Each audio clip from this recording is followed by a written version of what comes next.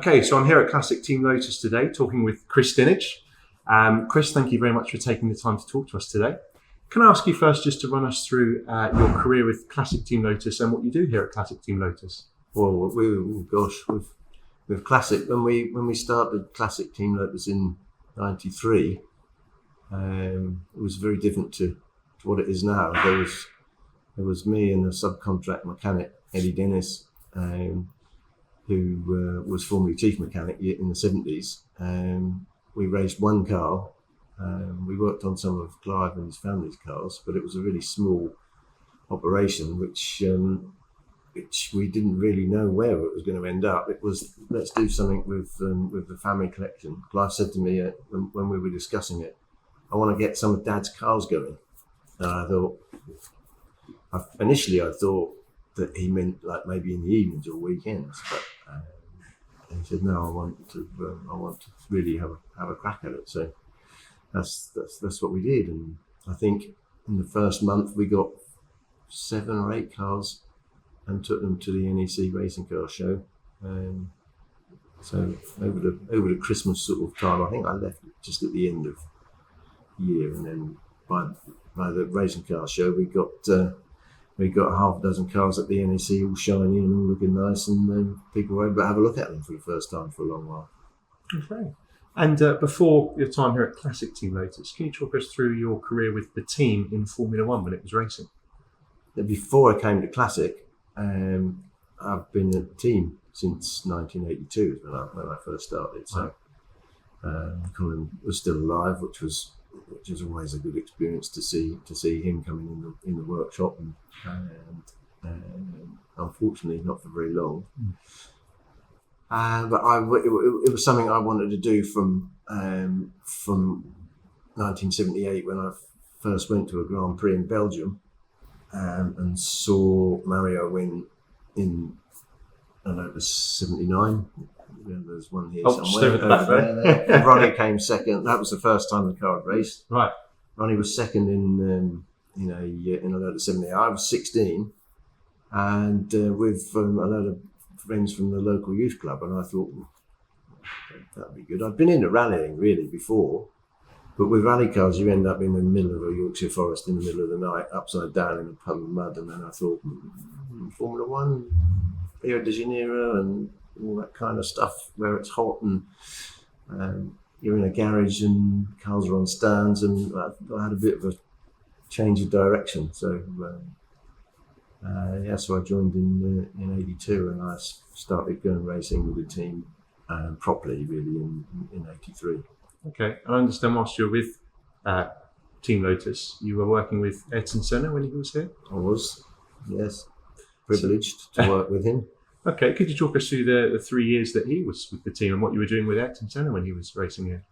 Well, the first year he came, Elio was driving for us as well, and he came to Kitchingham Hall for kind of the introduction, have a look at the car and do some photos and stuff, and he just had a fairly nasty attack of Bell's palsy, so part of his face was in a bit of trouble, and no one was really sure whether that was going to stay, get worse or get better. It's one of those tricky, nasty diseases which doesn't have a definitive recovery time. So we weren't really sure, and he put on the brave face with the photos and tried to mask that as best as he could, but he wasn't very well. And I think that there was a point where I think, well, we've just got this guy, and we all think he's going to be the real hotshot, and Peter Wood did a fantastic job getting him in.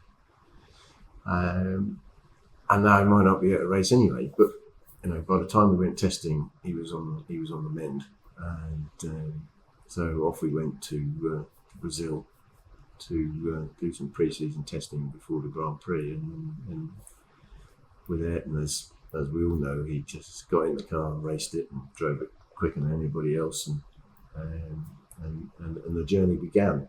And was it to you? Was it obvious right from the start that he was going to be something really special? Yeah, it was really. I think it was to all of us. I mean, Lotus has had some fantastic drivers over the years, including Elio. but when Ayrton came, we knew Elio was going to struggle a little bit. Right. Okay. Because as soon as they started running together, it was obviously just who had the edge. Right. So 30 years anniversary, the Netflix series that's out at the minute. I did want to ask you, in your opinion, was he the best? Was he the best? Yeah. Definitely from my perspective. Okay. There's no question. Right. One of the most intelligent men I've ever met, for a start, and without doubt the best all-round fast racing driver in my era, in my opinion. Okay. So He used half of his ability to drive the car as quick, if not quicker, than anybody, and he still had the rest of his ability was all in there, and he was using it to be aware of his surroundings and what was going on and how to improve and how to things to avoid and things to aim at. It was pretty special watching him at work. okay. And so that was as a driver. What was he like to work with as a person? Well, again, that was another one of his skills. He knew that if he had mechanics on side with him and befriended them to a degree, then they're going to do more for him. And he made a habit of it. He was we boys had been away with him when we'd been travelling, and he was very generous to the team. And when you get drivers who are that interested and that dedicated, you just, as a mechanic, you just want to work harder to make sure that you do your absolute best for him. If you've got a driver who's never his fault and always complaining about and can't be bothered to say good morning to people in the morning, you're far less likely to warm to him rather than somebody who is interested in you and interested in finding out how much he can extract from the car and you as a whole package. And he was another one of his qualities. Okay, that's really interesting to hear. So I understand as well from reading about your very enviable job driving lots and lots of different types of Formula One cars. You've probably driven more different types of Formula One car than probably anyone. Do you have a favourite? I do. Is it this one? It's that one. Yeah. Why is it your favourite? What's the Because I was involved with the build of it when it was, I've changed tyres on it and I've changed engines on it, and that was the beginning of the Ayrton era at Lotus. So I'm not sure it's the prettiest, arguably, because that's an opinion, but it's certainly the one that I'm most attached to. And when I was 24, working on it, if I'd said to any of the other mechanics with them, I'm going to drive that one day, not just poot it around the paddock, I'm going to drive it properly, everyone would have laughed, wouldn't they? So, yeah. Okay, well, Chris, thanks very much for talking to us today. It's been really interesting. Thank you. Pleasure.